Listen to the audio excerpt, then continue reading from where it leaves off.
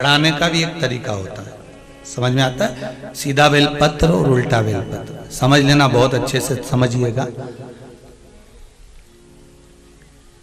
शिव जी के सम्मुख में शंकर भगवान के शिवलिंग पर जब बेलपत्र चढ़ता है तो बेलपत्र का जो सीधा भाग होता है वो शिव जी के शिवलिंग पर होना चाहिए, उल्टा भाग ऊपर होना चाहिए। बहुत ध्यान से समझना हो। जब नंदीश्वर को बेलपत्र चढ़ाते हो, नंदी जो बाहर होता है उसको बेलपत्र चढ़ाते हो, तो नंदी को दो जगह बेलपत्र चढ़ती है, आपको ध्यान में होगा।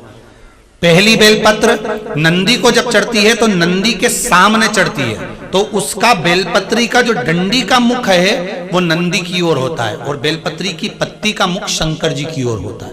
समझ में आ रहा है सबको? डंडी का मुख, जैसे नंदी ऐसे बैठा है तो डंडी का मुख नंदी की ओर होगा, पत्ती का मुख शिव के, और ये सीधी की सीधी नंदी के सामने नीचे रखा जाती है, नंदी के सम्मुख।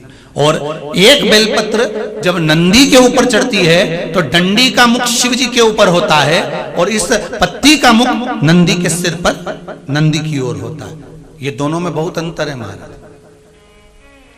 जैसे कोई बच्चा कोई कंपटीशन एग्जाम के लिए जा रहा हो या कोई परीक्षा देने के लिए जा रहा हो और पढ़ाई करे, स्मरण करे, तैयारी करे, वो अपनी जगह पर है। और ऐसा नहीं होता कि बच्चे पढ़ते नहीं है या तैयारी नहीं करते हैं। इसके बाद भी अगर उनका इंटरव्यू में पास नहीं होते या एग्जाम में पास नहीं होते तो उसके लिए ये दोनों बेलपत्री बड़ी काम करती है। बहुत ध्यान देना, जो नंदी के सामने बेलपत्र रखकर जाना, शिव जी के सम्मुख में बेलपत्र रखकर जाना, मतलब नंदी के सम्मुख में जब रखाएगी तो डंडी, जम के बोलिए, कहाँ होना चाहिए? नंदी की ओर।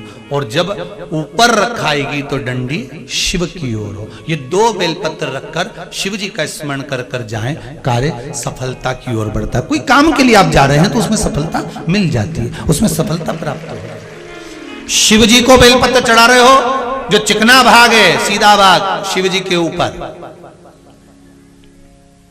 शंकर भगवान के ऊपर।